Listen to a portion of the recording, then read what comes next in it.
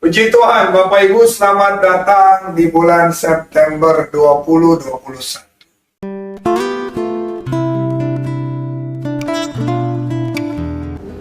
Kalau sepanjang bulan Agustus kita telah belajar bagaimana mengalami terobosan spiritual, maka sepanjang bulan September ini kita akan belajar bagaimana mengalami terobosan secara karakter. Dan khusus di minggu pertama ini kita belajar untuk mengalami terobosan karakter, bagaimana bijaksana waktu marah.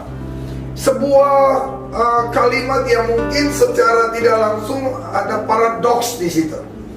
Bijaksana marah, apakah bisa waktu satu orang marah dia bijak gitu loh? Padahal waktu satu orang marah tanda dia terpicu emosinya karena sebuah desakan keadaan. Tetapi hari ini kita akan belajar. Kita baca kitab Mazmur 4 ayat yang kelima. Pemazmur berkata bahwa hendaklah waktu kita marah kita tidak berbuat dosa. Nah, semua pintu dosa itu dimulai dari kemarahan.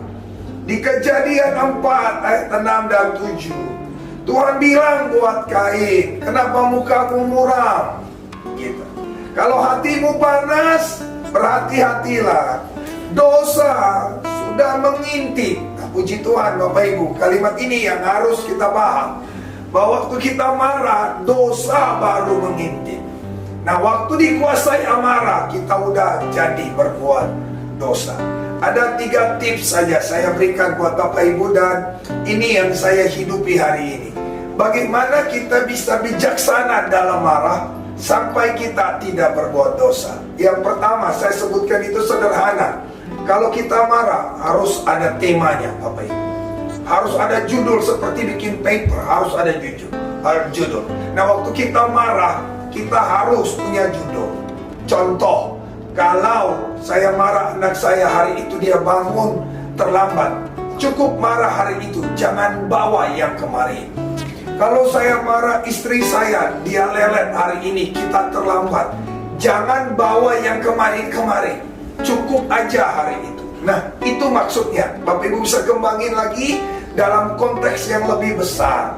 Ya, bagaimana orang tua dalam menasehati anak. Kalau anak makan tidak cuci piring, cukup marah itu aja. Jangan bawa-bawa dia nggak bawa PR lah, dia tadi bangun terlambat lah. Kita marah harus belajar memakai temanya gitu. Nah, biasanya emosi itu muncrat waktu orang, apakah anak, suami, istri, bawahan, waktu kita tegur, kita marah, dia memberikan reaksi balik, dan pada akhirnya kita lupa dan kita akhirnya buat dosa. Jadi sekali lagi bagi Bapak Ibu semua, pakai tema ya kalau marah. Yang kedua, ini tips sederhana Bapak Ibu, ini tips yang sederhana. Yang kedua, waktu kita marah, dengarkan saya ini sekali lagi. Waktu kita marah, pastikan tidak ada kata kasar, tidak ada kata-kata makian. Gitu. Nah, saya sadar tentang kondisi saya. Saya ngomong ini dalam kesadaran penuh. Nah, kita harus mulai belajar. Marah, marilah memakai kata-kata yang santun. Karena kalau kita sudah membawa sumpah di dalam amarah kita udah bawa makian, percayalah, dosa terlalu dekat dengan kita. Dosa terlalu dekat. Jadi yang pertama, pakai tema. Yang kedua, jangan bawa kata-kata yang bersifat sumpah serapah ataupun makian. Dan yang ketiga, kalau Anda marah, jangan pernah lupa hukum tabur tuai. Itu pasti terjadi. Selama ada hayat di kandung badan, hukum tabur tuai pasti akan terjadi.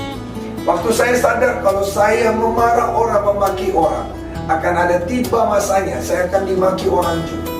Jadi mari Bapak Ibu ya, Tuhan Yesus berkati. Bijaksanalah waktu kita mau menyampaikan sesuatu yang menyulut emosi kita dalam kemarahan. Ingat 3 hal. Belajar pakai tema waktu marah. Yang kedua, jangan bawa kata makian, sumpah atau kata-kata kotor dalam kita marah. Dan yang ketiga, jangan pernah lupa, biar kita marah kayak apa, hukum tabur tuai pasti terjadi. Tuhan menolong Bapak Ibu semua, sehingga firman Allah boleh menjadi berkat kekuatan bagi kita, bahwa waktu kita marah, jangan sampai kita berbuat dosa. Tuhan memberkati. Tuhan Yesus berkati renungan singkat ini. Biarlah ini menjadi tips rohani bagi setiap kita, bahwa dalam kemarahan jangan memberi kesempatan kepada iblis. Tapi biarlah renungan singkat ini boleh membuka paradigma kami dan membuat kami semua belajar untuk bagaimana bijaksana waktu kemarahan datang menghinggapi kami. Berkatilah umatmu dalam nama Yesus. Amin.